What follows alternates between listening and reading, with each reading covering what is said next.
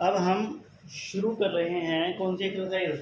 अब हम शुरू कर रहे हैं एक्सरसाइज 2.3।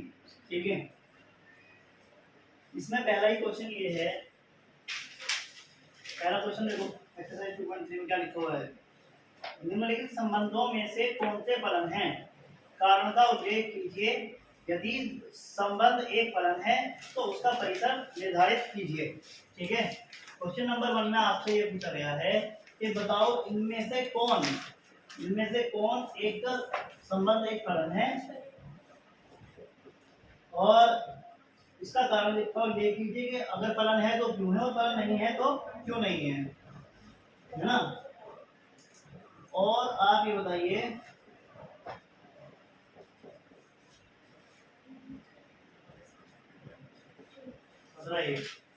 ठीक है। तो ये आपका एक पहला क्वेश्चन नंबर 1 का पहला पार्ट, जिसमें आपको बताना है कि ये संबंध एक फलन है या नहीं है। तो आप इसे कैसे चेक करेंगे। अब इसे कैसे चेक, तीर आरेख की हेल्प से चेक करो।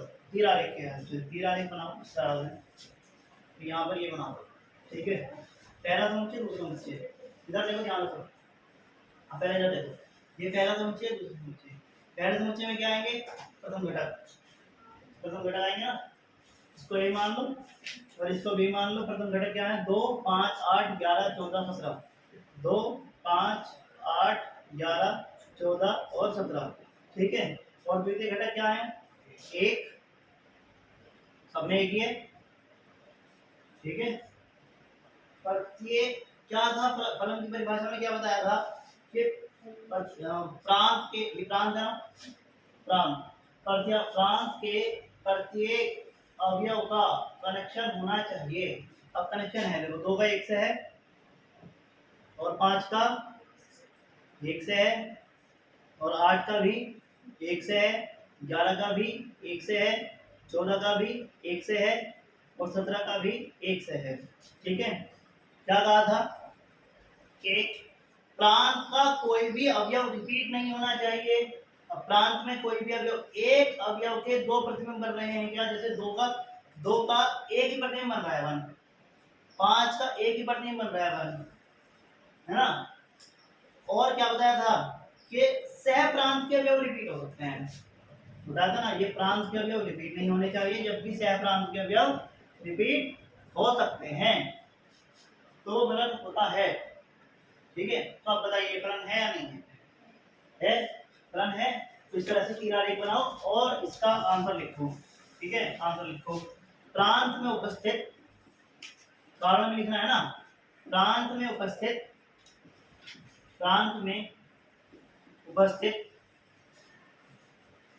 प्रत्येक अवयव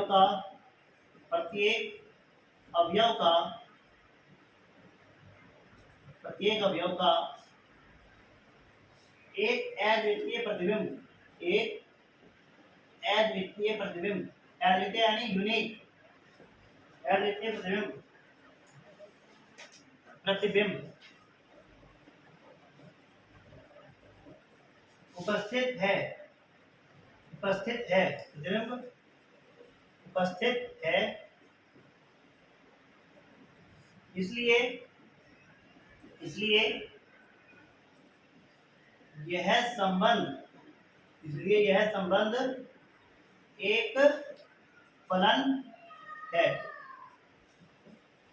यह संबंध एक फलन है।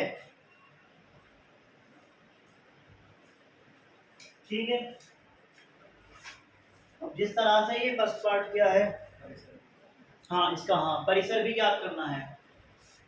चलो, संबंध एक फलन है और एक फलन है तो इसका परिसर भी याद कीजिए। परिसर में क्या है, परिसर क्या होता है, संबंध के द्वितीय घटकों का समुच्चय। द्वितीय घटक में एक ही तो है, दूसरे घटकों में एक ही तो है 1, तो 1 का ही समुच्चय आ जाएगा, बस परिसर हो गया। परिसर भी याद करना था, इस तरह से करना है। ठीक है, और इसी तरह से सेकंड पार्ट,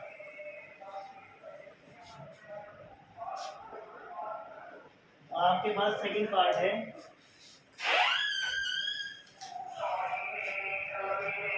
बाद एक सेकंड पार्ट है, 2 1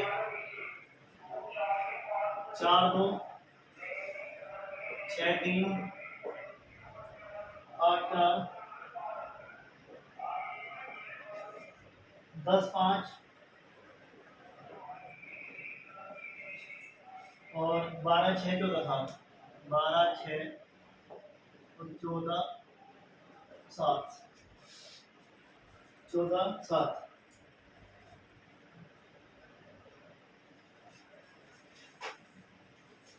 ठीक है, ये हो गया बस खाना,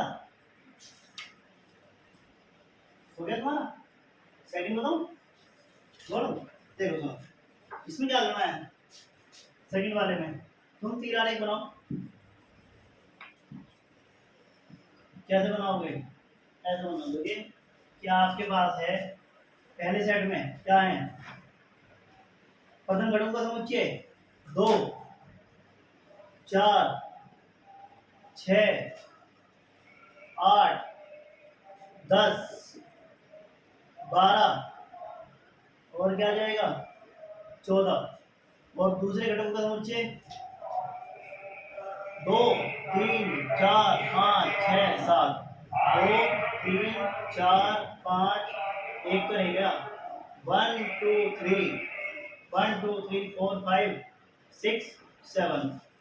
ठीक है, अगर तुम तीर आरेख से समझोगे तो तीर आरेख से ये दिखाई देगा तुम्हें कि 2 का 1 से है, 4 का 2 से है, 6 का 3 से है, 8 का 4 से है, 10 का 5 से है, और 12 का 6 से संबंध है, और 14 का 7 से संबंध है।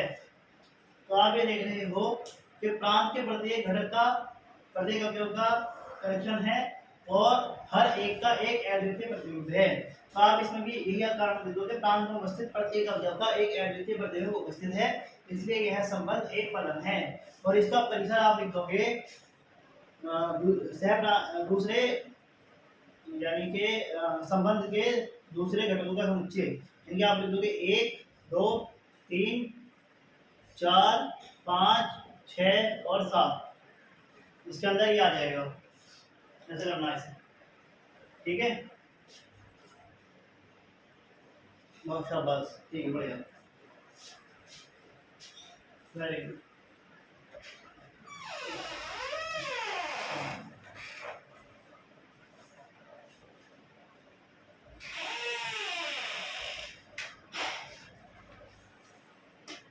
ठीक है जी, इस तरह से करना रहेगा इसे।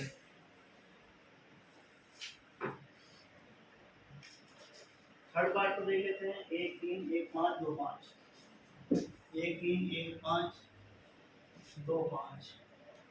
Third part 1 3 1 5 2 5।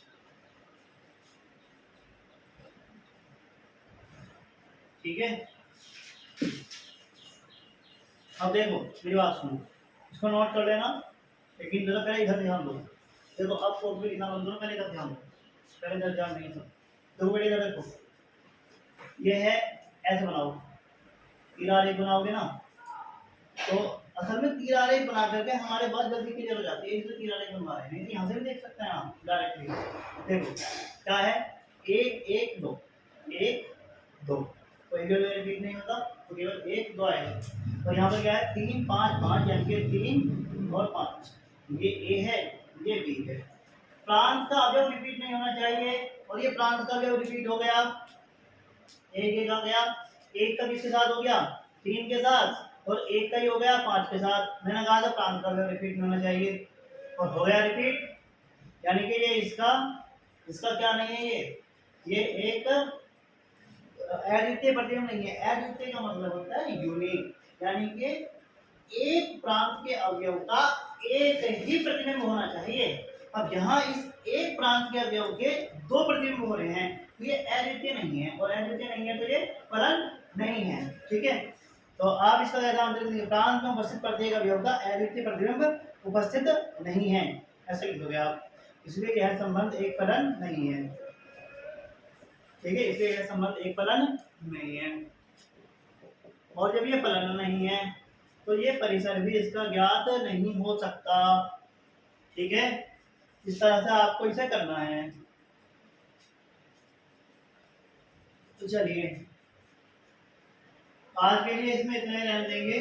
ठीक है, लेक्चर नंबर 8 में जो है एग्जाम्पल नंबर 15, 16, 17 पढ़ाए हैं और ये आज की एक्सरसाइज 2.0 रहेगी।